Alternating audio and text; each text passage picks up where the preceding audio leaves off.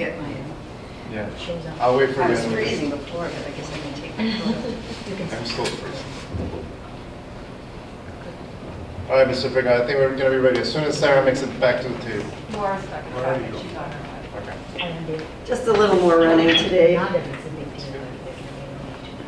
So there's pros and cons of meeting in person. This is one of those. Right. Ready to go, Mr. Frankel? Yeah, we'll go. All right.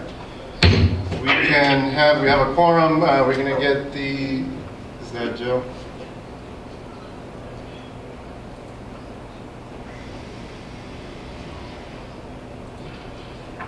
Unknown participant is now joining.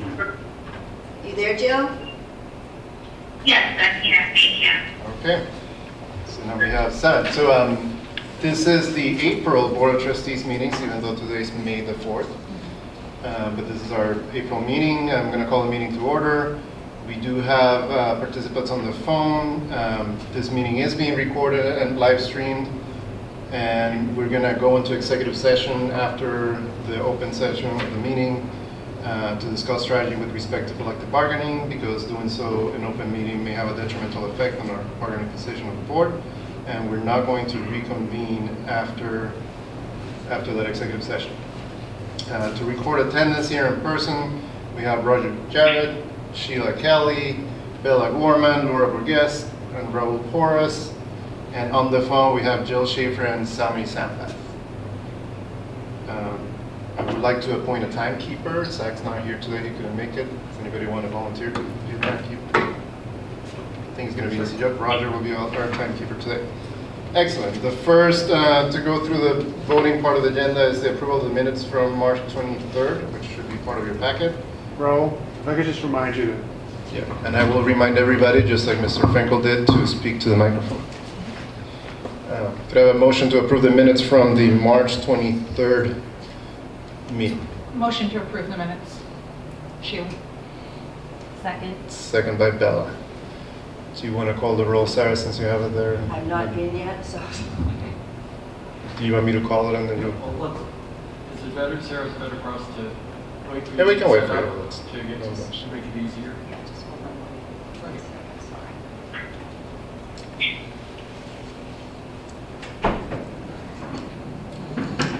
We only have a couple of votes today. So. He's not here. I just have to go through this. Who's here? John is not coming? No. I know that Nick said he couldn't make it either. And Zach was out sick today. Sorry about this. All right.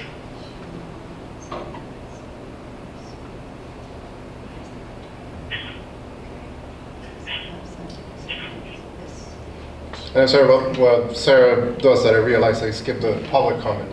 Does anybody want to? Is there any public comment? Was there any request? No. No public comment in the room.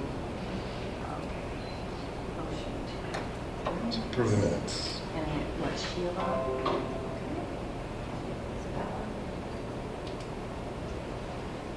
Okay. All right, and I'll call this. All right. So Bella Gorman? Yes. Jill Schaefer? Yes. Laura Burgess? Yes. Raul Porras? Abstain. Okay. Roger Jarrett? Yes. Sheila Kelly? Yes. Salmini Sampath? Yes. And that is everyone. The motion passes. And the next item on the agenda is our budget review. So once a year we're about the time of reviewing the budget, and then we get to vote for the next school year. So I'm going to turn it over to Roger and Leanna to review the budget. So I'm going to pass the baton to Leanna to present the budget. This was approved in the Finance Committee meeting, and the Finance Committee is recommending that the board approve the budget. Why don't you sit over there and use one of those mics? Yeah. Does that mic work?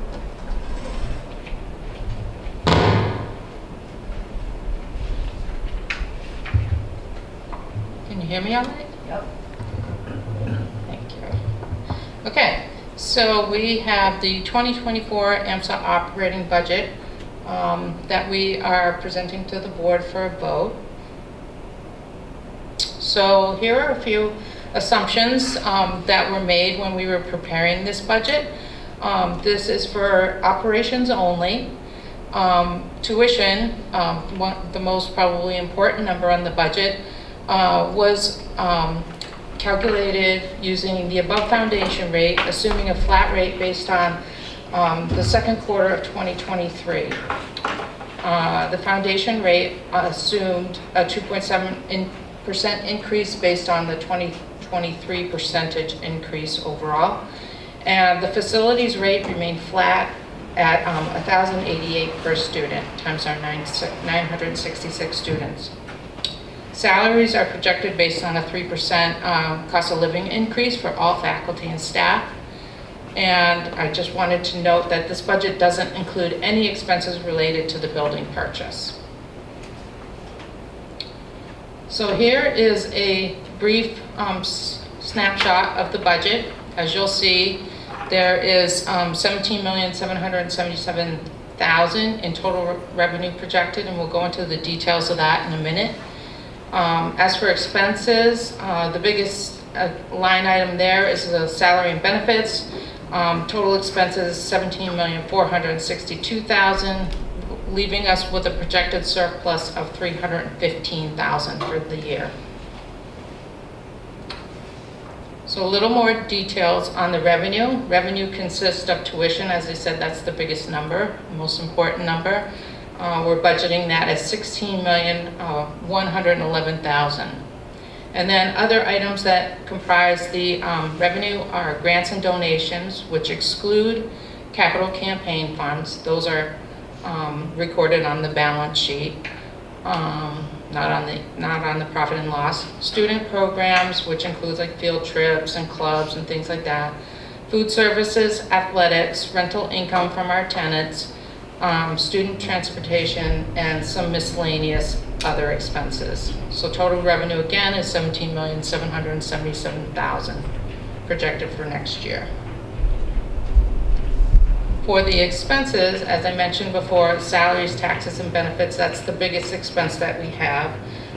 That includes a reduction in full-time positions of 2.81. It includes a 2.9% increase in medical benefits and a 3% cost of living adjustment for teachers and staff. Other expenses that comprise the total: instructional supplies, professional development, student program expenses, food services, athletics, student transportation, facilities, and other operating costs, for a total expense of $17,462,000. This is a snapshot of the projected balance sheet at the end of FY24. Important to note is we're expecting $21 million in cash, and that is due to us drawing down the rest of the loan. And fixed assets, you'll see, are $19,941,000. That is due to the construction of the project. And then you'll see long-term liabilities. We're going to be left with a mortgage of $25,200,000. And you'll see that the total assets are the same as the total liabilities and equity at the end of the year. Oh, that's small. This is our capital plan. So the biggest number on our capital plan for next year is the chiller that was already approved by the Board of Trustees, but we expect that to be an expense in the next fiscal year. So that's $313,000. We are looking to replace the flooring in 201 Forest Street at $80,000. And then the rest of these items are the normal computers and laptops and the lab refreshes that we do every single year, for a total of $750,000. And that's it. Any questions? I just have two questions. So you mentioned to the grants and donations that excluded the capital campaign. It was down a couple $100,000 though. I was just curious if like we received a particularly big grant the prior year, or it would make sense to the focus is on the capital campaign. Well, it excludes the capital campaign funds. The big difference is the ESSER money that came in during COVID. We were allowed to expend that over a period of 3 years, so we're winding that down in this next fiscal year. Okay, yeah, so money, yeah, that doesn't continue on. And then, was it the staffing costs? There was like a reduction. I was just curious, the reduction full-time positions, 2.81, so there's a couple positions, is it that won't be replaced? Yeah, I can walk you through that. I figured that was going to come up as a question, so. You were prepared. I was. So it's actually a mix of adds and subtracts. We added a capital campaign director that wasn't technically in the budget last year, even though we hired her during this past fiscal year. And we're adding a paraprofessional. And then we have some deductions here. The assistant executive director, there was an academic success coach that is no longer going to be, 2 paraprofessionals, and a 504 coordinator. And then we are adding a couple teachers, a lower school science teacher, a history teacher, and we're deducting 1 math teacher. Okay. And so are there any services that will be impacted by like the 504 coordinator, the academic success coach? No, they weren't. Leaving, or? Yeah, no. They weren't technically here this year, so it's a change from last year's budget to this year's budget. Okay. Yeah. They haven't even, okay, they haven't Yeah. been here. Okay. I only have one question to all this. I have a- Sorry, go ahead. Go ahead, Samini. Okay. A couple of questions on the capital plan. What does new rooftop unit 165 mean? And then I have a question about the projector upgrade. So that was also, that was a rooftop unit that was also approved by the board this year. I'm sorry, I didn't bullet that.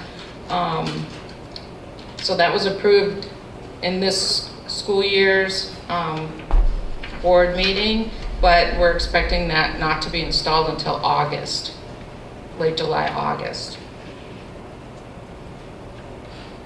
Okay. It's a rooftop unit And the there. projector upgrade, sorry, go ahead. It's somebody has a question about the that. Just a little more detail. It was the rooftop unit on 199 where the current rooftop unit has failed and we're replacing it.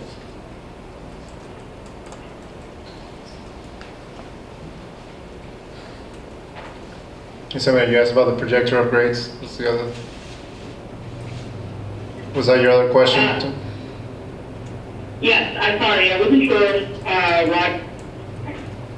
Should I ask my projector upgrade question now? Yes. Just a quick, I see, with computer refreshes, for example, we will see yearly amounts.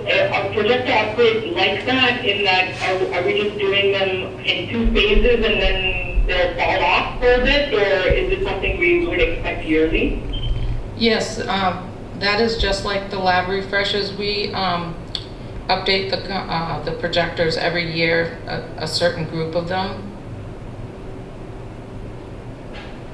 Okay, thanks. I only have one question, just to understand the statement you made about the capital campaign.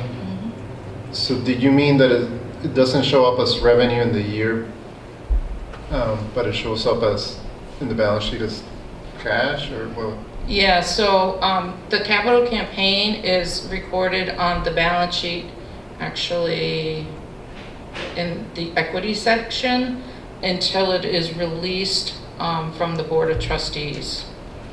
So once it's released, then it will appear as revenue and expenses that relate to that, if that makes sense. Okay. So somebody makes a pledge that's a receivable, Yeah. that then goes to equity, and then when it's released, that equity becomes revenue. Yeah. Okay. Right. Yeah. Yeah. So at the end, the balance sheet and the income statement should reconcile, but Yeah. that explains it. Yeah. Leanna, I just have one point. I think, just to remind everyone that our payment, our loan repayment next year is going to be a little different than past years.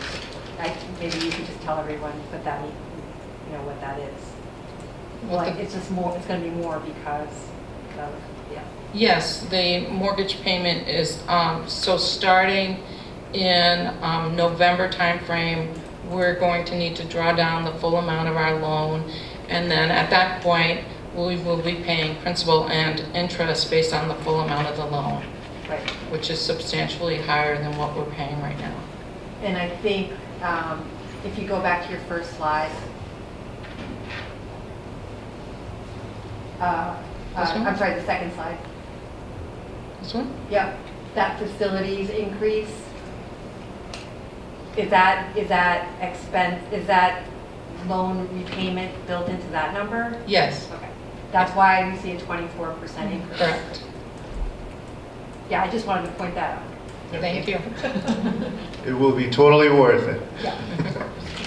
And I gotta say, you know, just for the scare we have with the issues with the bank and whatnot, the fact that we'll be drawing down that this year, it's actually a positive to make sure that we're taking advantage of the terms that we have on that loan, which are very favorable. So we do want to complete the project to begin with. That's the first goal. But then also, yes, we'll be paying more on that loan because that's the time we have to use that money.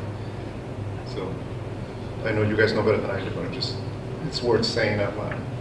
Right, and that, you know, our projected profit loss is smaller because of the fact that now we're paying back principal and interest Right. starting next year.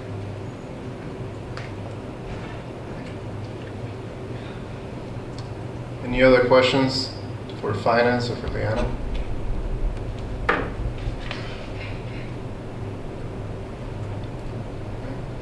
Now is the vote to approve the budget. So I can make a motion to approve the budget and file a recommendation from finance for the 2023-2024 school year. Second. Seconded by Maura. Do you want to roll the call, Sarah? Call the roll. I always say that backwards. All roll. Call the roll. All right. Thank you. Bella Gorman, Yes. Jill Schaefer, Yes. Laura Burgess, Yes. Mara Webster, Yes. Paul Forrest, Yes. Roger Jarrett, Yes. Sheila Kelly, Yes. Samini Sampat. Yes. That's everything. And the motion passes. So thank you to the Finance Committee for the diligence in that. And thank you as always, Leanna, for being the life and blood of the school, of keeping everything running. I know it's not easy, and for being one step ahead of us, as you just demonstrated. You even anticipated our questions. So thank you for all the hard work on getting this budget. Excellent. So the other vote we have is what I consider to be just a administrative one, also related to money. As you know, we moved a lot of funds to St. Mary's Credit Union, and as part of the process of opening the accounts, one of the requirements is that we need to say that the board has explicitly allowed for those accounts to be open, and there's certain language that they require. That language was attached to the packet. I don't have it in front of me, but it's basically what you would expect, that we as a Board of Trustees are authorizing the administration to manage those funds in that specific institution, and it says that we voted on it. So we couldn't sign that because we hadn't voted on it. So that's basically why we're having this vote here. You can read the full text in the packet, but unless you have any questions about that text or why we're voting, I think it's as simple as just accepting that language, which is pretty standard. Make a motion to accept the language. Yeah, it's to authorize. There is a typo in there, if you just want to make a note, we can approve it subject to a typo in section 5. Can you call it out if you know what it is? It's just SMCY instead of SMCU. Nothing big. Oh, okay, so St. Mary's Credit, yes, make sure that when we're referring to St. Mary's Credit Union, we're using the acronym SMCU. All right, so it's the motion to authorize St. Mary's Credit Union as depository of the AMSA funds with the language and the resolution with the edit that Jill just called out. So that's Roger's motion. I'll second. Seconded by Bella. Can you call the roll, please? Bella Gorman. Yes. Jill Schaefer. Yes. Laura Burgess. Yes. Mara Webster. Yes. Carl Forrest. Yes. Roger Jarrett. Yes. Sheila Kelly. Yes. Samini Sempat. Yes. That's everyone. And the motion passes. Thank you very much. All right, next up, capital campaign update. So a very special thanks to Marcy, who sent me over some updated information. And so for some people, this might be old news, especially for those who have participated, but we had 2 parent coffees held in April. There was a brief presentation that included details about the loop, the driving loop, and the new building, as well as a walking tour. We had around 30 participants at those 2 events and have gotten several referrals from people who were at those sessions, so thank you very much. We had our first house party in Maynard. There were 15 attendees. Dawn Capella was able to go, and we received a lot of positive feedback from that. At the upcoming Science and Arts Night, there's going to be a campaign table so people can stop and ask questions, kind of see progress, pass off referrals if you have any introductions to make. Let's see, Marcy has met with Chris O'Keefe to talk about board development, roles and responsibilities for the Soaring Eagles and how that all pertains to the work that we're doing together. We received another $5,000 from Avidia Bank, so special thanks to Avidia. We're going to be meeting, Roger and I are going to be meeting with Marcy to talk about sort of getting an endowment settled and what that looks like for AMSA. And then the last piece is that there's going to be the second issue of the campaign update newsletter will come out before the end of the year, so people can go into summer with the latest information on the capital campaign. That's it. When's the science night? 18. 18? Thank you. I always enjoy that, so Good night. I'll try to make it. Any questions for Mara? If not, today we have Ellen joining us remotely. I know that Fatma is going to present the slides for her. Ellen, I guess we'll give Fatma a second to bring up the slide. I'm disconnecting. Yep. And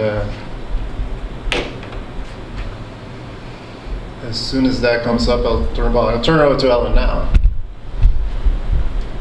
And it'll probably be a brief update, but the floor is yours, Ellen, for your ED update.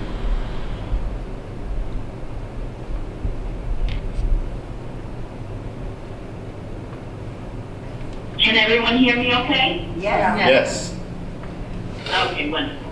All right. Well, good evening, everyone. I am going to present my ED report from May 4th. And this is kind of a combination of we, didn't have our meeting in April because we had the National Honor Society program that evening. And if you're interested in watching any of that, I know Mike Dingle has posted the video. And that was a really very, very successful evening. Really enjoyed that night. So the overview of the report is we will just be talking quickly about the MTAS and the AP schedules, give you a little bit of a building update, and talk a little bit about some outdoor classrooms and a trail project that we have going on.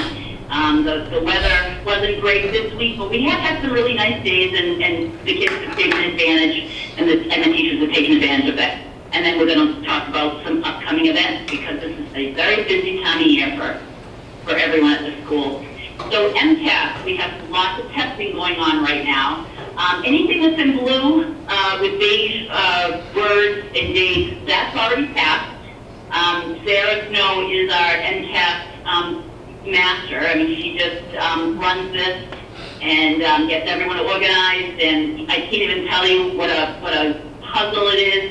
She spends hours and hours and evenings getting everyone ready for class, and it runs so smoothly. And then when students aren't in school, if they miss it, they're absent, then she has to run makeup days for them. So it's a huge spring project for Sarah, and I definitely want to, continue to thank her for all the work there.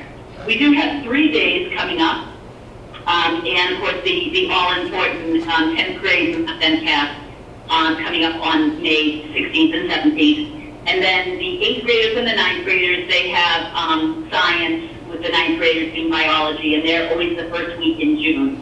So as you can see, this started back on March 28th and 29th with 10th grade ELA, and it goes all the way straight through to June 6th and 7th. So a busy time of year for Sarah. And also, it has teachers end up having to shift around for classrooms because students are working on this for blocks of time.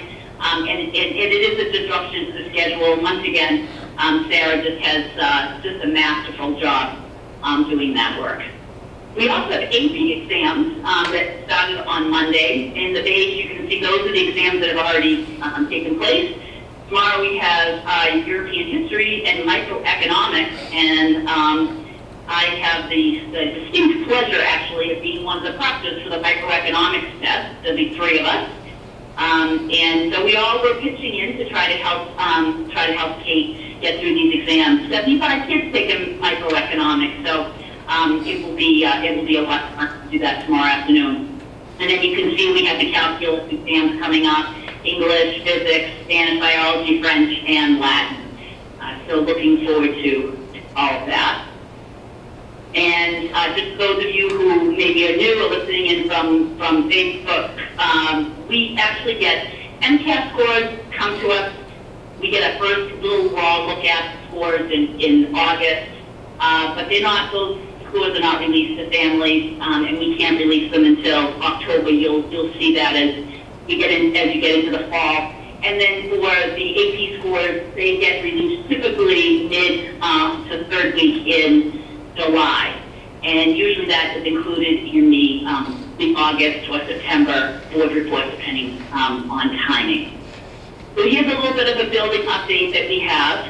Construction drawings. So as you know, we've had various stages of drawings that the architects have worked on, and so this is the third step. This is the construction drawings, and they are due from the architects on June 21st. I have been told that they are on schedule with all of that. In fact, we had a meeting today looking at doorknobs, toilets, bathroom fixtures, and some other types of hardware. And so they really are getting down to the details. We're meeting next week to look at colors and bricks and things like that. So the details are happening. After the construction drawings, so about a week or 2 ago, they have to post in public newspapers and whatnot all the different subcontractor bids that we're going to be accepting. So things like plumbing and electrical and elevators and things like that. And so actually those are all due in by tomorrow. Those will be reviewed by the team, and eventually the subcontractors will be chosen. And that's how the final cost of the project actually all comes together. And we've talked about the fact that the board will be voting in August on that final number that we will finally get. And you'll need to determine, if you're going to move forward, if the cost is acceptable to you, or, what next steps might take place. We have already gone to the city of Marlborough, and we did a presentation there a couple weeks ago before April break, and we received back some of their comments. They came actually a little bit before vacation, the rest of them today, and everything's looking good actually. A couple little tweaks that they need to make, and we will be then waiting for approval from the city of Marlborough. The Loop Road is what they're going to do. So our last day of school is June 21st. Once everyone's dismissed on June 22nd, they will come in, WT Rich will come in with all of their equipment and things that they're going to need to start setting up to break ground on the Loop Road. That process will begin on June 22nd, which will be very, very exciting. Let's talk a little bit more about the Loop Road. Just wanted you to take, this is a new picture that I've gotten, a new drawing. This was one that we presented to the city to show exactly how the loop road is going to connect.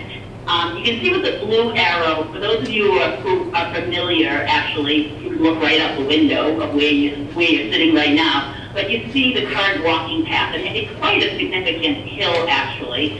And I thought originally, honestly, that they were going to just widen that.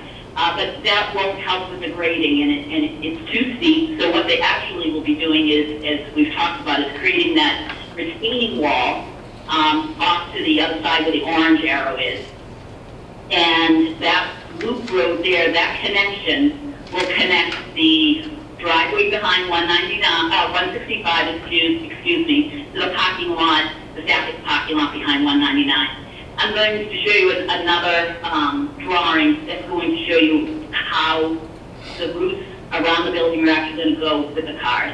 But I just thought this was kind of a nice close-up of this loop road and of the retaining wall. Anyone have any questions on that? Nope. Okay. All right. So hopefully you can see this a little bit, but you'll be able to take a closer look at it when we publish my slides.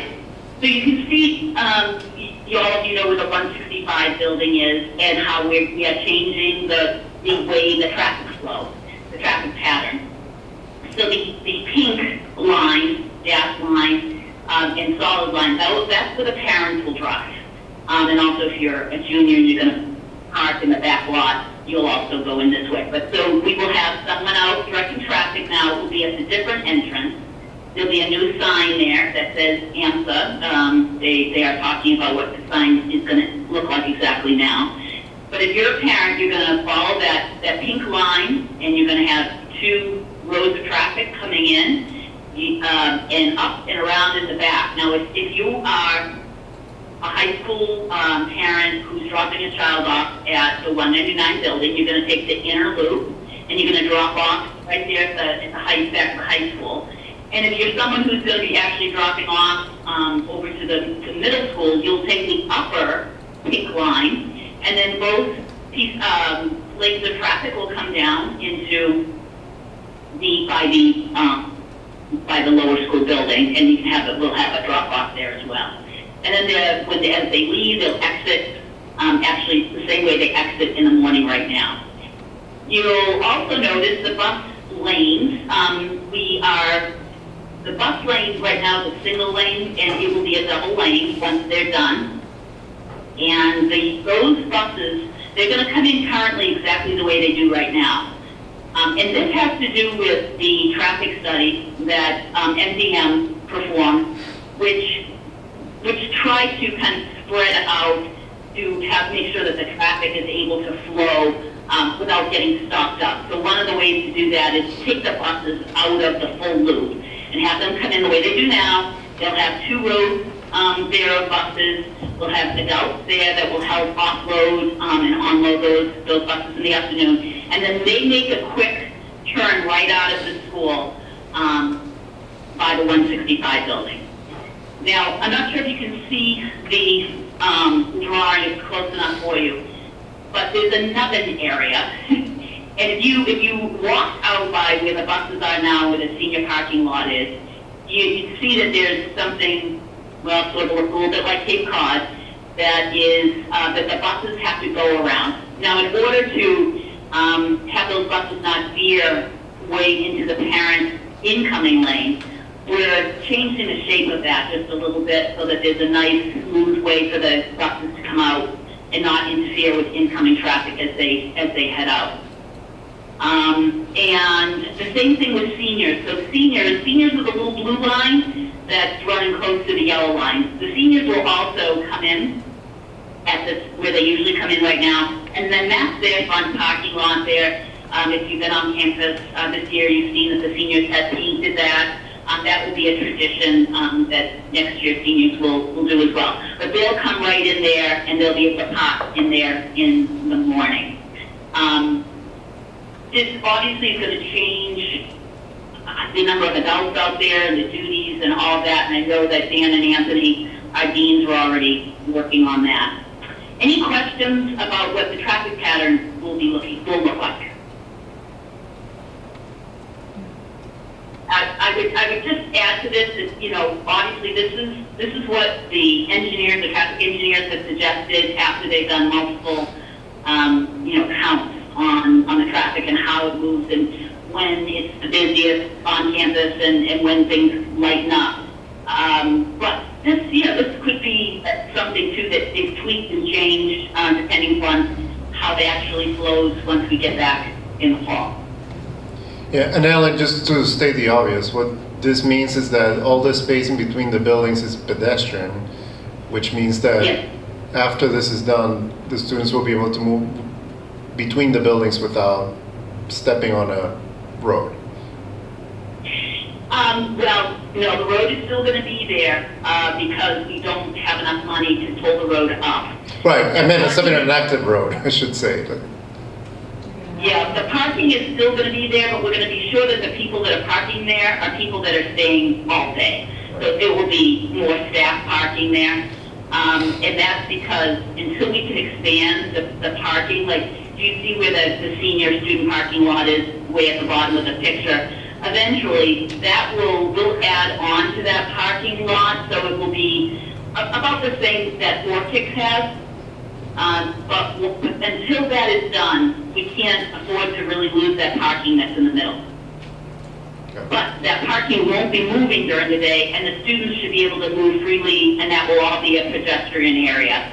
But there will be some staff that's parking there. Okay. Ellen, where will the visitor parking move to? Because I think that's what a lot of that middle parking is now. Yep, the visitor parking floor is going to go in that new parking area. That's going to be connected. The new front office is going to be in the new building. Because that's the building that you're really going to see that's going to be front and center. It's going to be a lovely welcome area. So if a parent comes to, let's say, drop off a lunch, they're going to follow the pink line all the way up back, and then they're going to take a turn into the new parking lot, and then they'll walk into the new building that way, and there'll be a reception area there.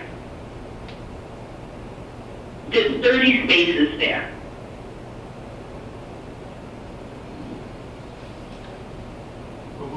Any other questions on that? What, I know. just as a clarifying question, what, for next year, clearly we won't have the new building yet, the parents would still park, the visitor parking still right in the front area, and then they just walk around back to the current office? Yeah, that's true. There is going to be some time, so that part, this new loop should be active and running for when you all return to school. We probably will need to figure out exactly where some of that parking is going to be until that parking lot is built. But we will definitely figure that out. I mean, at that point, you're still going to have well, I'll have to talk to Mike and Amanda about where they want to put that parking.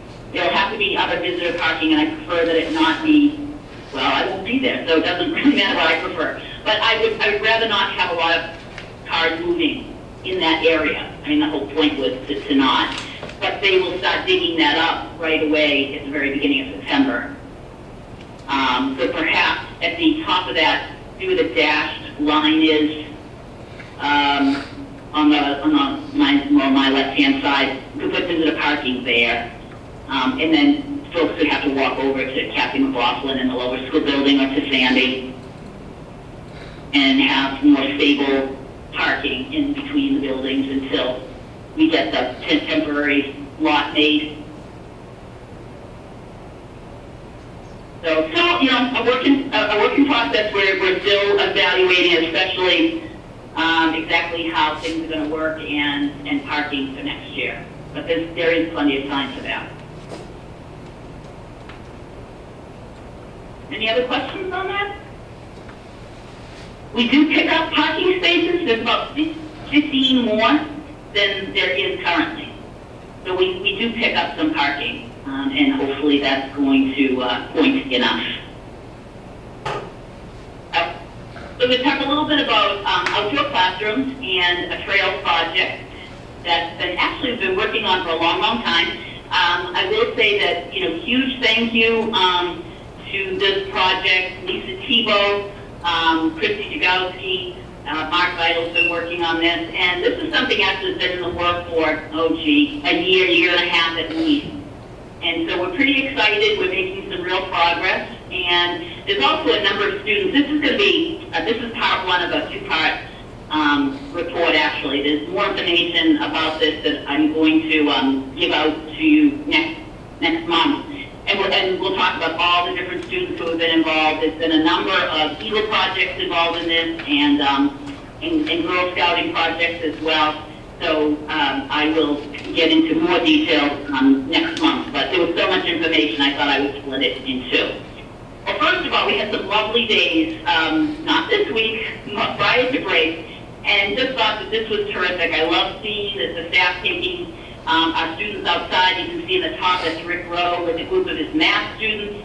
We have Mike Claridge here. These are physics students. And then we have a couple pictures on either bottom end. They're reading 1984, so these are our English students. And then the center bottom, that's Chris Brandis, and Chris also teaches sustainability in the high school and physics in the middle school. And so it's great on these beautiful days. You can see folks in shorts. The kids are just loving being outside.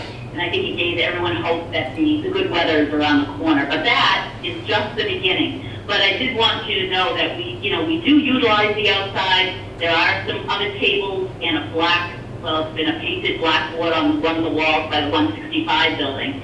And so we have been utilizing outside, especially since COVID. But we got something special coming up too. All right, so this is the AMSA Trails project. And there's a map that Lisa Tebow is working on, hand-drawn at this point because we don't have architects working on this.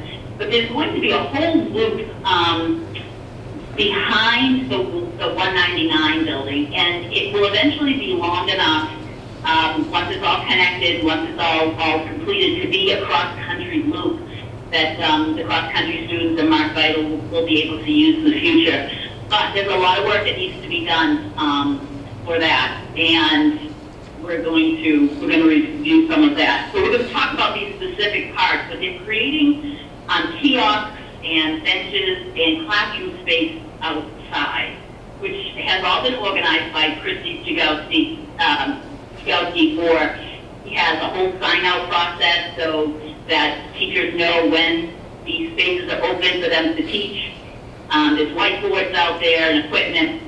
So one of the projects, it was an Eagle project. No, it was not. It was a Girl Scout project. Was to create these benches here that you can see. And these benches, they may not look like they're down deep, but they're down. I believe they're buried 18 to 24 inches down and cemented in there. I sat on those myself. They're solid as rocks. They're beautiful. And there's a whiteboard area. You can see there's a little black mailbox there next to the whiteboard, and there's erasers in there and the whiteboard markers. On the other side, there's a pin board. There's markings for watching for poison ivy, and they did a lovely job also on that kiosk with all identifying different plants and animals that the students might see while they're up there. So this is just one of the classrooms. There's going to be at least one more, possibly two more. And you can see in this other picture that the students are actually utilizing these benches. And you can see they have smiles on their faces. And it's just so nice to be outside. I know that Aaron Fuller has taught Latin out here. This is one of our science teachers that's at this whiteboard. There's, I think it's just going to be terrific, and the kids are going to really enjoy it. I thought I had added one more set of pictures in there. But we'll talk more next week about this, and next month, excuse me, and we can, I'll show you some more pictures of it. There's a bridge that's already been made by one of the Eagle projects. There was a head marker that has the whole diagram, and once again, signage that tells the kids to watch out what the ticks look like and all that, just like you'd see in a regular public park. Lots of heart and soul has gone into putting this together, and really it's just it's just beginning. All right, and just we have a few upcoming events. We have the Senior Award Night on May 23rd. All of you are invited to that, 6 o'clock at Best Western here in Marlborough. On the 18th, I'm sorry, didn't realize that was out of order. On the 18th, we have Arts and Science Night from 5 to 8. And that is all the artwork and the music, and that is a staggered start. So if you're interested, take a look on the website, and Mike Finkel has everything up there about what time you can hear all the different music and the bands and the chorus and all of that. May 19th is the Junior Senior Prom. That's also a half a day of school. The seniors' last day of school is May 31st, and Mike Finkel and Mike Naraki, Amanda Sensei, and the senior advisors have worked tirelessly to create a schedule to really help the seniors to celebrate their graduation and to make some wonderful memories. That information, I believe, is also on the website, I believe, as well. So you can take a look at that if you're curious. And then June 9th is the graduation, class of 2023. It'll be at 4, kicked at 6 o'clock. That's a Friday evening. And June 21st is our last day of school. It's a half day. Mike and Amanda have also put together an amazing seniors, not seniors, sorry, final schedule for the last several days of school, and that has been published up to families as well. Just a reminder about the AMSA golf tournament, and perhaps you've seen some information come home about this, but please, if you play, for someone, people who play, please ask them to register.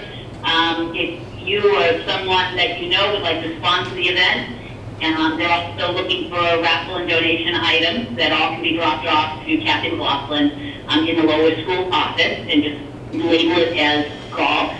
And lastly, if you want to volunteer that day, they would love some help. Anders and I have had many wonderful hours at the golf tournament and helping out as best we can.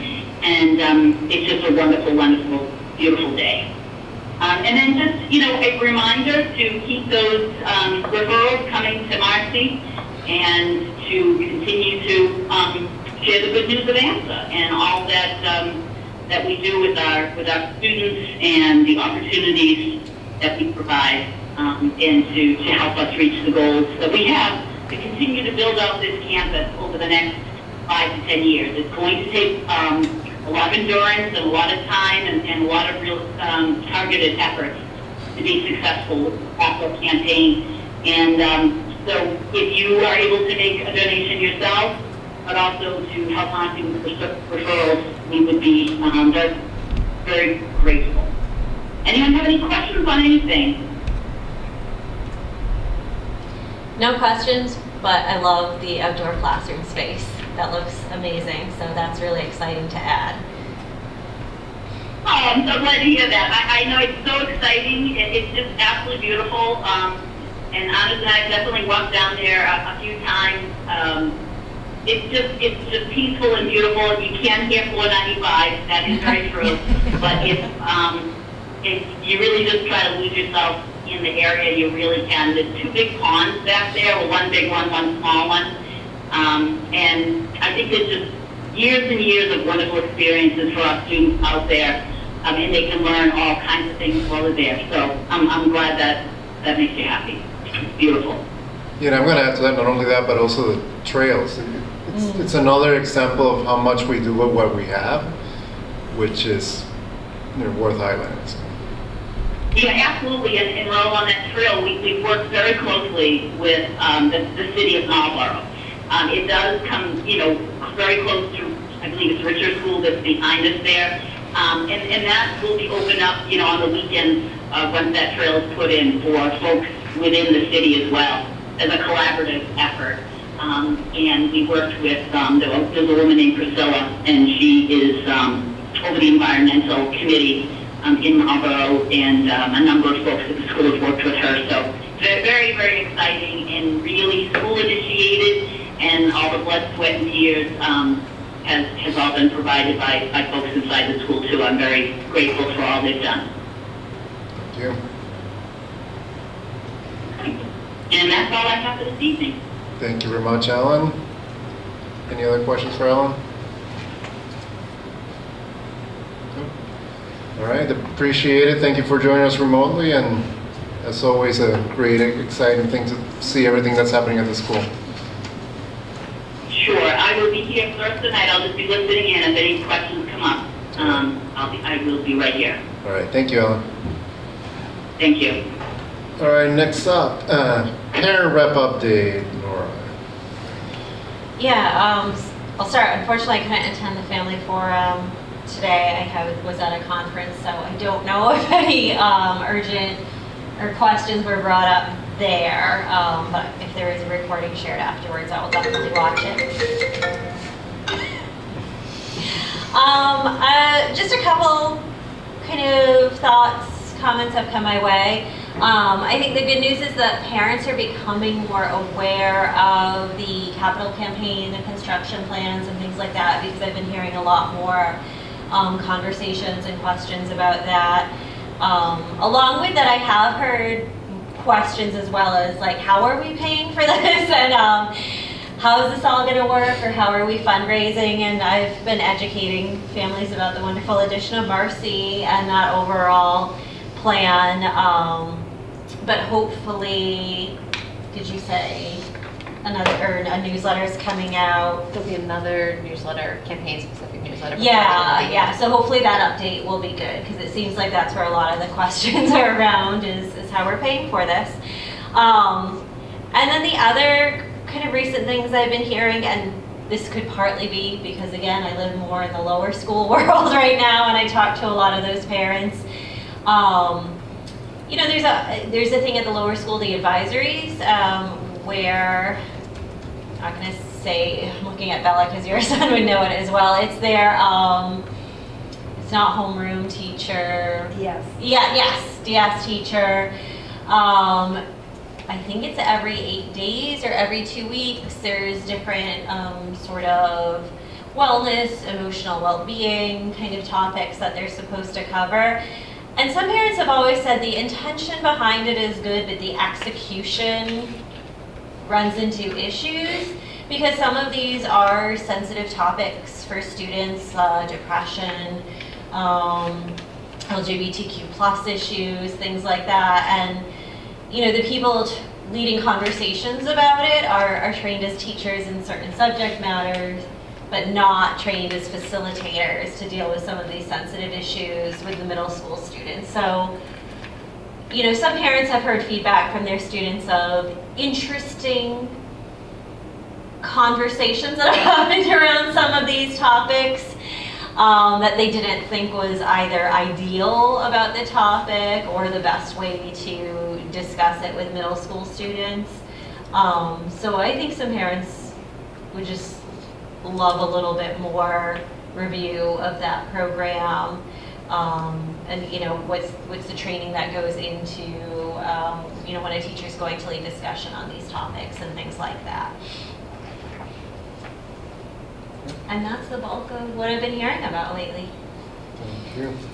And I don't know, I'm assuming you're doing this, but just as a reminder, I think a good, that every time stuff like that comes up is a good reminder of the communication policy. Mm-hmm. So I hope that Ellen and Mike would agree with what I'm saying, where the first line of communication and feedback should be the teacher, and you know, that's the parent should hear those concerns and try to, you know, share their feedback that way, because that's the first, you know, and then, you know, there's steps after that if they don't feel like it's been resolved or that's been addressed after that. But I think it's good to remind parents of that, because sometimes they're thinking about this and they don't take action, or they think it's something that needs to be, you know, elevated before they can even try the first level of addressing. So I know we talked about it multiple times on the board, but I think it's a good reminder. I don't know, Ellen, if you want to add anything to that comment, but, or if you disagree, but. Yeah, Raul, I agree with what you said. Thank you very much.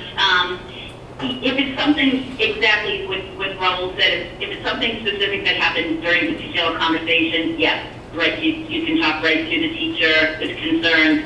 If it's about the curriculum itself, or someone would like to take a look at it, that's actually, it's a curriculum we purchased. It's called Trails. and it is run through Kate Driver in the school counseling department and through the counselors.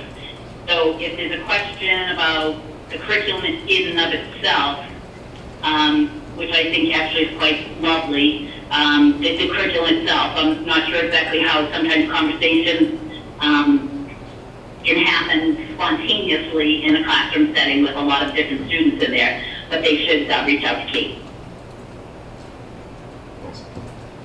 Thank you. Any other comments for Laura? Questions?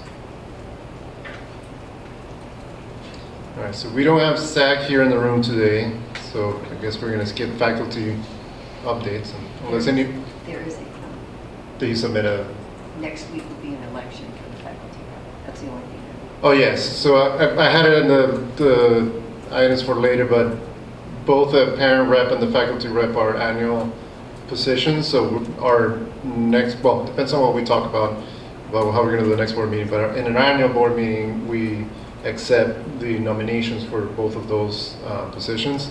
So the faculty chooses the faculty rep, and so there's an election, and so we'll know the results of that. When's the election, Sarah? Next week. Next Wednesday, so we'll know the results of that. We'll have a new faculty rep, so I guess that is the faculty rep for now.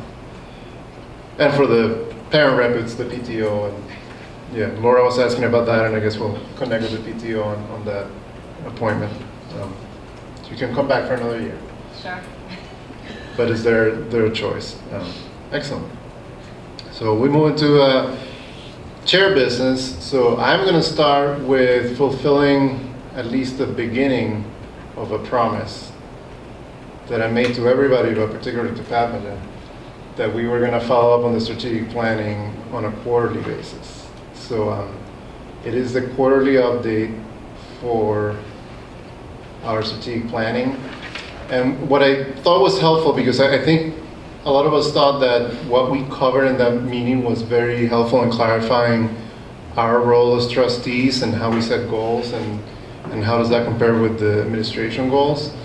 So I think some of that was helpful enough that it was worth sharing again and refreshing our memories about that, but also sharing, and I'm going to assume it's a broader audience at a board meeting than it was in a strategic planning meeting. And then a bit of an update on the goals that come from that, because one of the things I'm going to tell you in advance so you're not surprised, we're going to have homework to make sure that we capture those goals that we talked about back in January for next school year. So the homework for the committees will be to discuss those goals. So when we come back in the next board meeting, we can have the goals already kind of captured and board on track and following through with that. But again, these are things that we already discussed in January, so I'm just sharing that. The first part of the discussion was about what's the difference between board goals and administration goals or the ED goals, because the board sets the ED goals and tracks and works with the ED to accomplish those goals, but we also set goals for ourselves as a board. And there was a lot of discussion around that, and one of the most helpful things that from my perspective, discussions we had that day was, do you mind clicking on the TV so it doesn't turn off? Ken's, there you go, thank you. So it was a helpful analogy on what the board does, which is governance, versus what the administration and the ED do, which is management. And the governance part is, the analogy was of having a boat. If you have a boat, you're in the middle of the ocean, the board is setting the direction of the boat, but it's not moving the tiller or setting, deciding whether or not we're going to raise the sails or lower the sails or who's going to be sitting where and whatnot. And that's what management is. So actually running the boat and going in the direction that the board is saying. So that is really part of the governance part of our job, is to set the direction without necessarily getting into the operational aspects of the school. So that was a helpful reminder. And one of the things, I think we lost the TV. One of the things that helped clarify that is that there is a bit of an overlap. So, and that was a very helpful discussion back in January when we said there are management goals that we set, and there, well, as a board, we set the board goals and we tell management those goals, but then there's something that's kind of a bit of a gray line between the two. Let me see if I can fix it. Okay. Yeah, just say no. Yeah.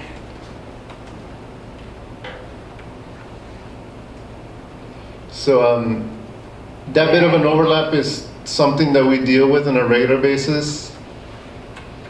I think you got it. No. There. So it was helpful to see something like this, which again was shared what, and I should give credit, this was something that was a presentation by Gina Fafar from Board on Track, who was very helpful, actually gave us more time than we were expecting that day. But if you think about what governance, meaning the board, versus what management do, we're on the left side with oversight, accountability, and making sure we're answering to the state and to all the regulators about what the school does, and we're staying true to the charter. And the school is making sure that we're implementing and executing on those policies. There's that middle ground there, which is the kinds of things that we talk about all the time in the committees and in these board meetings, which have to do with advocacy, fundraising, strategy, and all these things. So there is a gray area. And that's why sometimes there's a little bit of back and forth when we're doing goal setting. But I do believe this conversation was very helpful back in January to help us define those goals that we're going to talk about right now. So again, I just wanted to refresh our memories on this because I think it's a good guideline for these goals. And then the other concept that generated a lot of discussion and also think was helpful is the level of specificity that we define for long-term goals, because you remember strategic planning is about the long-term perspective, but then short-term targets. And that terminology was something that I think we're going to start adopting when we talk about goals versus target. So what we're trying to come up for next school year are targets that are SMART goals, specific, measurable, achievable, what's the R? Forget the R, but and timeout. But realistics and timeout. So those goals are, or I should say those targets are what we're trying to define coming out of this into our next board meeting. So this distinction of goal versus target, I think, was something that we weren't thinking about, and it's helpful because we can set a high-level goal, like saying we want to build a capital campaign. That's great. Let's be more specific about that. What are our targets for? Are we going to start with defining goal? How much money we're going to raise? Are we going to start by saying we're going to hire a development director, which we did, right? So those are targets that feed into that bigger goal. So again, we already talked about this. It was a bit of a refresh, but I thought it was worth sharing. And then the third thing that we did, if you remember, we were actually right in this room, and we decided we were going to focus on 3 things because it made it easier. We started with a longer list from previous strategic planning sessions, but we boiled it down to 3 areas that we wanted to make our strategic plan around. And those 3 areas, these were the names that we kind of agreed at the end of the discussion was resources, which has a lot to do with development and fundraising and all the things that the board can do to increase and diversify those resources. The second one is, and we try to make this very tight to our mission, is the celebration of knowledge. And a lot of this is about teachers and the things that the board can do to improve and attract and maintain and retain teachers. And the third one was more about ourselves, the board. What can we do to improve what we do as a board? So hopefully this is all familiar to all of you that were there. So here are the things, if you remember, and just for everybody listening, what we did is that we had discussions around those 3 areas, and then we wrote down potential goals around that. And then at the end, everybody kind of voted on the top 2 or 3. So this is actually the short list that this is what goes down to the committees. And if you remember, one of the things that I offered to do is to tie those back to the committees. So this is part of the homework. So if you disagree that this falls into that committee, let me know before we walk out of here today, because that is going to be the homework. Each of the committees are going to look into these goals and turn them into targets for the next school year. So just real quickly, I'm not going to rehash all this, but for the resources side, we said we want long-term financial goals and a multi-year plan. I know finance has been working on that, and there's a lot of work already done on that, around that. But it's something that could be one of those short-term things for finance. And that ties into a fundraising plan, which I know the Development Committee and the Imagine campaign have been working on as well, but tied to other things that were discussed that day, like a marketing plan and budget and specific targets for the first year. So that was on the resources side. The celebration of knowledge, like I said, was very focused on teacher and staff long-term retention. Just to explain the left column, which I didn't, the STLT is short-term versus long-term. So we try to make a bit of a distinction between things that will make it into the short-term plans and turn into targets for next school year, And there may be some of these things that are more medium term, like 2 to 3 years. For example, we said, well, one of our goals, we want to develop a plan for long-term retention and attraction of content-centered teachers. And there was a lot of discussion about what that meant. I wasn't actually clear if that's something, because what it all comes down to is resources, which we already talked about. So it might be an education committee goal, but it also, you could argue, is something that to retain teachers, we need to pay better. And then if we need to pay better, we need resources for that. So they're all kind of tied to each other. But at least from the concept of defining what a content-centered teacher is, or how do we want to attract them other than with money, that could be an education committee focus. Obviously, we have in the short term the union contract, and I guess now we should call it a plural, but that's really a task force target for this year, is a union negotiation task force. And then there's an annual conversation that we're having about the fundraising part of getting to salary parity, which is something we talked about in previous years. But we actually were more specific, and this is where this conversation was helpful. We said, yes, well, we obviously want to work towards that. We also have the big capital campaign, which is focused on the building, but we could use some research that's going to help us build a stronger plan. And that's where there were some specific ideas about understanding what's the opportunity cost of this and doing some analysis around that. That kind of falls between development and other committees, so I'll leave it up for discussion about where we put that. So we can come back to that. And then just to finish up on that, the third category was all about the board. So governance has already done a lot of these things, but I think it's worth keeping that in our short-term targets. And how do we help with the orientation of the new board members, training existing board members, and recruitment, which is the third one, which are all things that are ongoing all the time. It doesn't matter, how much long-term board members stay on the board. There's always going to be some, particularly because of terms. We always need to be finding new board members and updating the profile of the board members that we want to attract, but also how do we prepare and enhance the capability of our existing board members to do our job. So that was the first one, board orientation and training, which again, governance has already done a lot about that. The other thing we talked a lot about is communication, because I think we saw a lot of feedback saying that people, for the most part, knows the board exists, but doesn't know exactly what the board does. And we were trying to, and there was some discussion about, what about even the parent rep role? And I think we got some good feedback from a consultant about how to draw the lines and how to actually run that. But that I also think could be something to focus on. And again, was something that was on the board that day about document sharing, communication, and what other kinds of things we can do to improve how people perceive the board.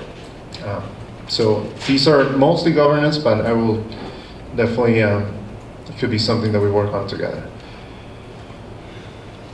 I will take a short breath, but I am going to bring this up just so everybody knows it exists. We talked about building a strategy on a page document, which is basically the summarization and the one place to keep updated on an ongoing basis about the output of strategic planning. And not to drain this, because it would take a long time to explain all the different pieces of this, but this is basically capturing all the things that we did, and then hopefully we can come back and revisit this by making sure we understand our mission, our core values, and that those targets and shorter, medium-term goals are captured in the middle. And then some of the other areas on the sides are things that we can still work on, like key performance indicators and what do we want to make sure we preserve in the school and whatnot. So I think we all agreed that this was a good way to capture the progress that we make on the strategic plan, to make sure we don't forget this, because this is not a static document and it's not even complete as of now. So this is the kind of thing that I will keep bringing back when we review this. One of the things you see in the bottom right is implementation. How are you going to make strategy a habit? How do we want to make sure we don't forget? Because this is long-term thinking. The day-to-day gets in the middle of thinking this way.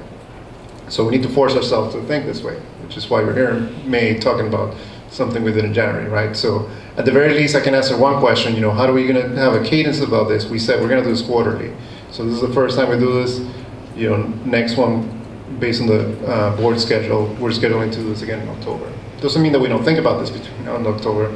It just means that we're going to keep bringing this up, and hopefully every time we do, we have a little bit more, this picture is a little bit more full.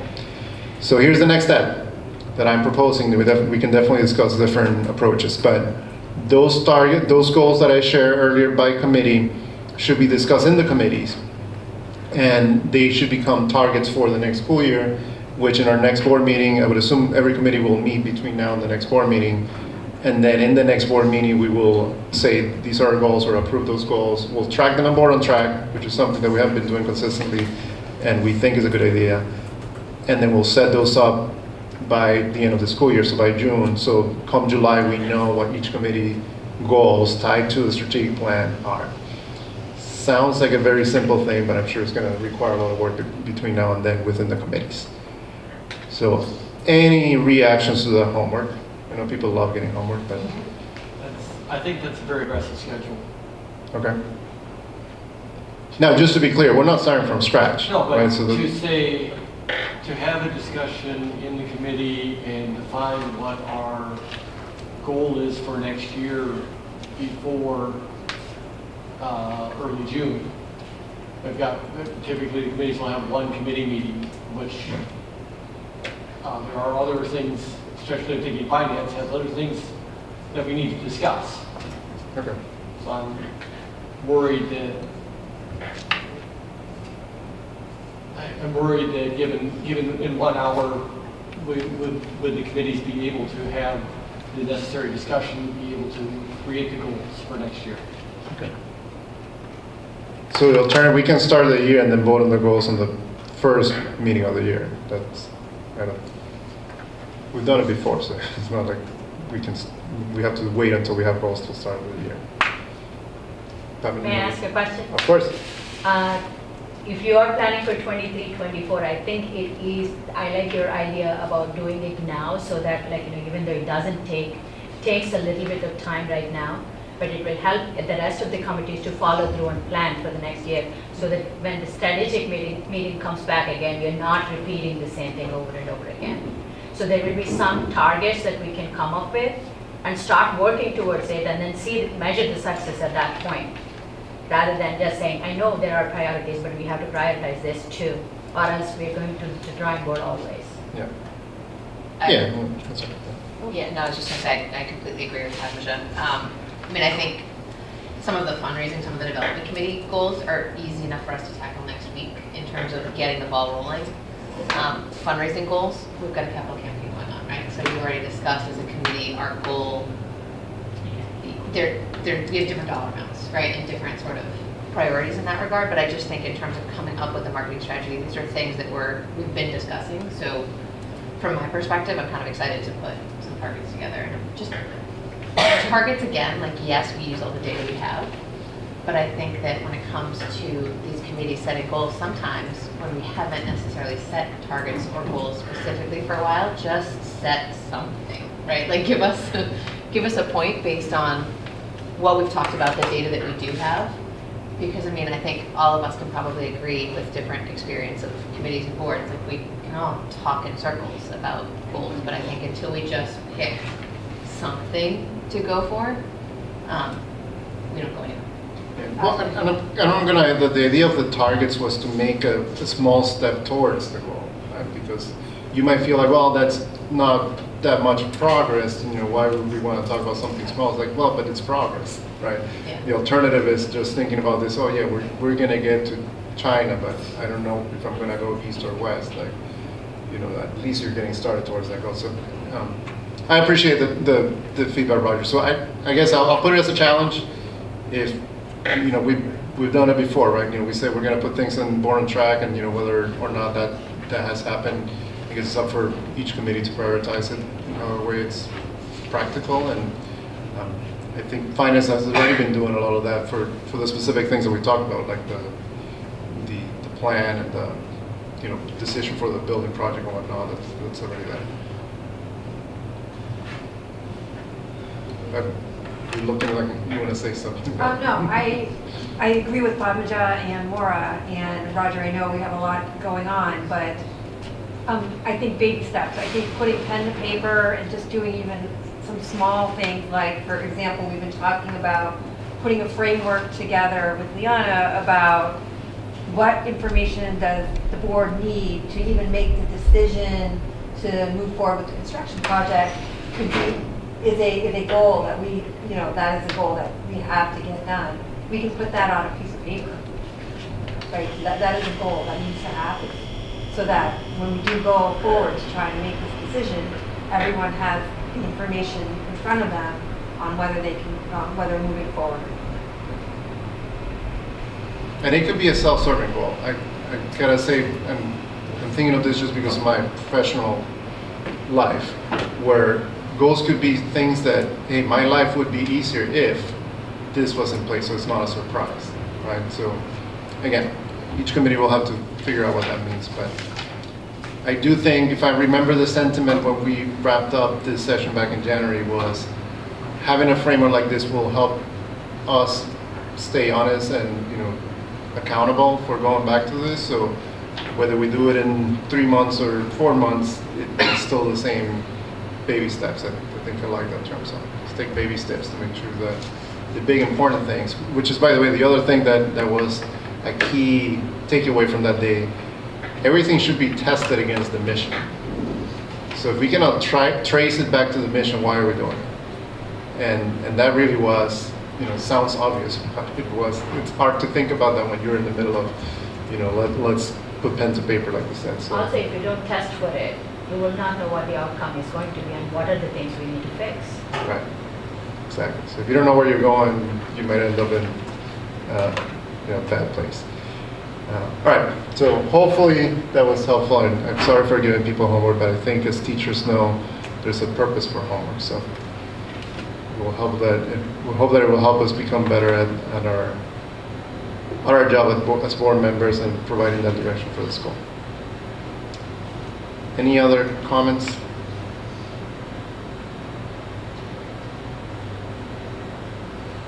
All right.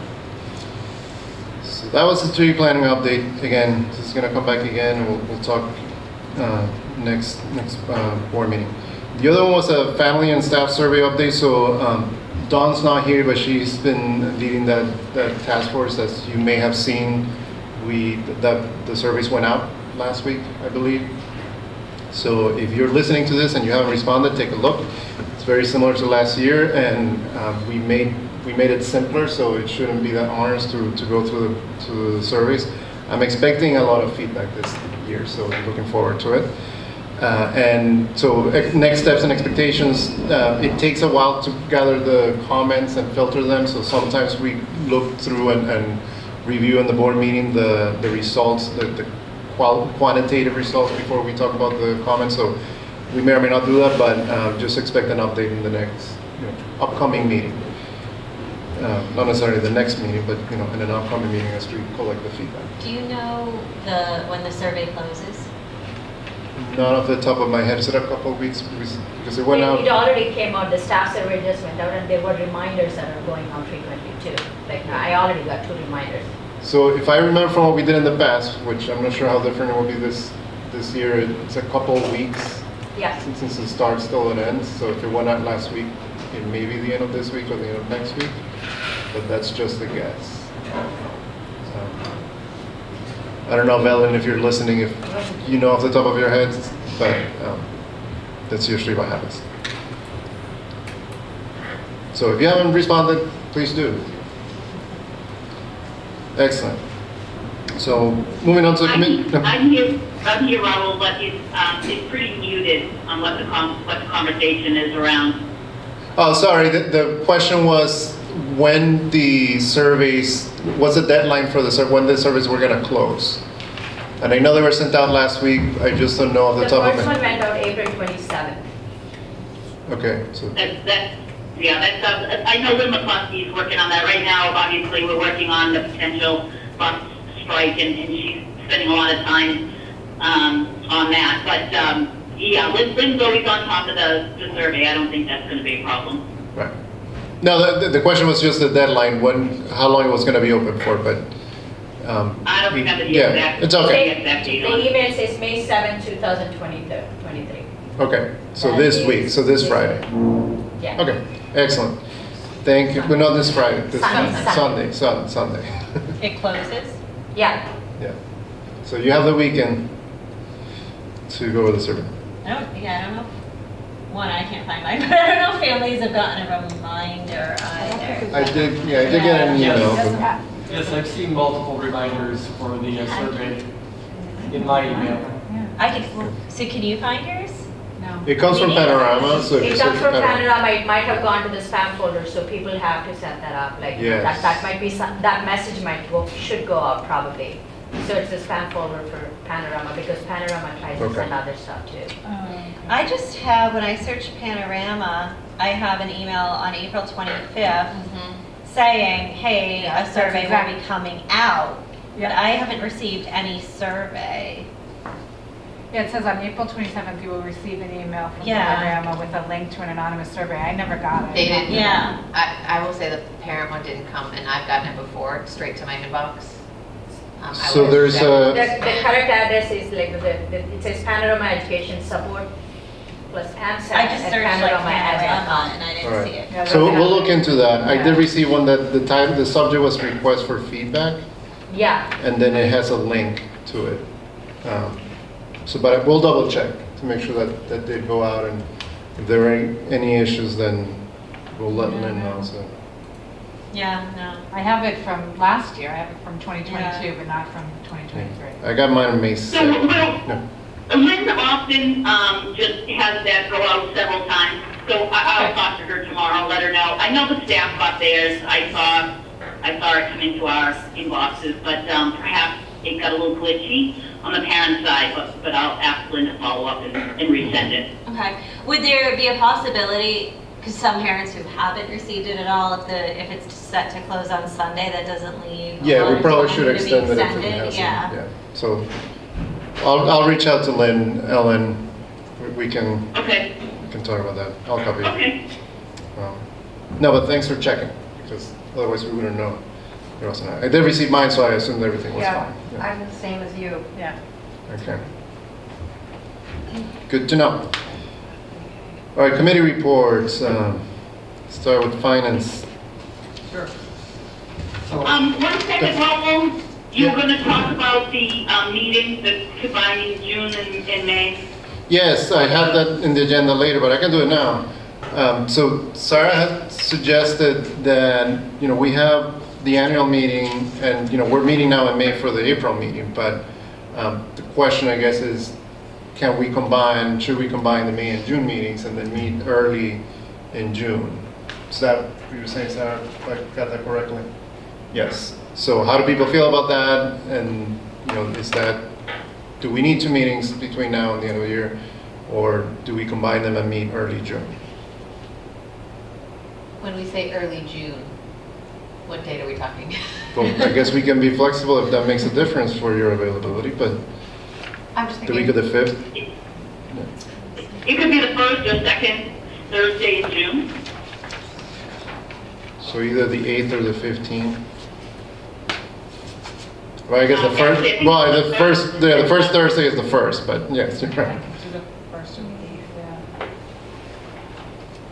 So instead of having a meeting on May 25th, you could combine it and have it on, the 1st, the 8th, or the 15th.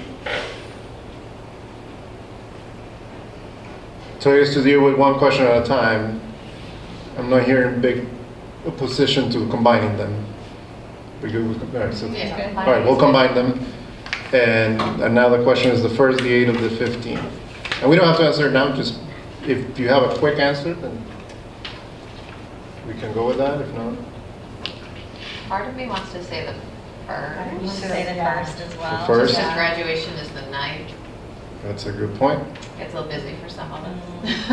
All right. You're not doing the day before graduation. Yeah. All right, here's the next question. In person or remote? I heard remote, I think it came from the. Remote? I'm fine either. Either, yeah. Okay, so June 1st, remote, sorry. That will be our annual meeting. And, well, anyway, we'll have the agenda that we normally have in an annual meeting. I'm not even gonna try to remember what's in the agenda. Thank you for reminding me. I had it later in the agenda, but that's perfectly fine to do it now. I have a quick question. Sure. Thank you. Are there votes are there votes that we need to take beyond, I mean, clearly we have the election votes for parent rep and teacher rep. Are there project-related votes that we'll need to schedule? And is June 1st going to fit that?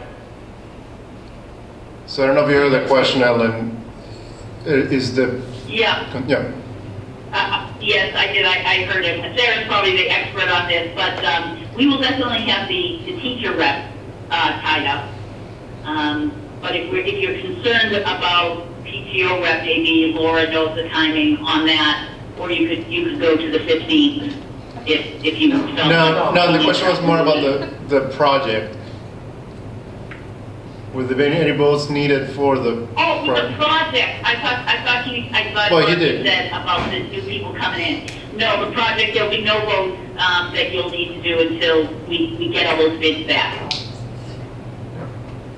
And we can always have a special board meeting. Yeah, we can always have a Notice. special board meeting if something comes up. Right. And I just want to make sure that we wouldn't, that the date fits our needed votes. There's no known meeting that needs to happen prior to the big vote for August.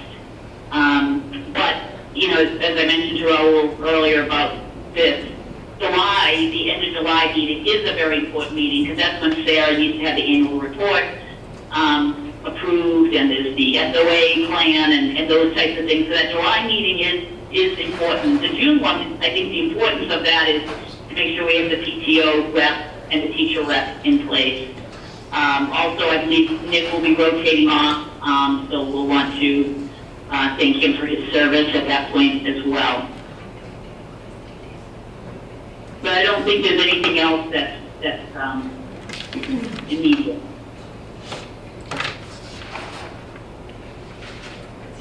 All right, so June 1st remote.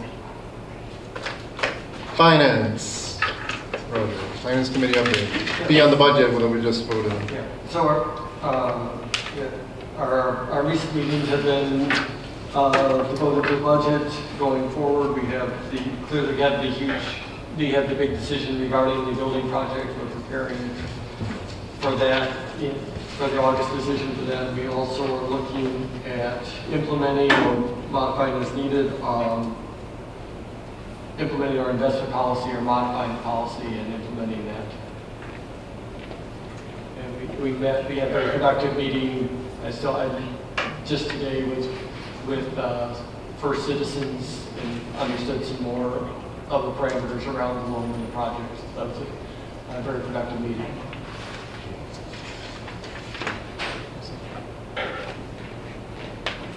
Any questions for Roger or Bella or Dan? Thank you.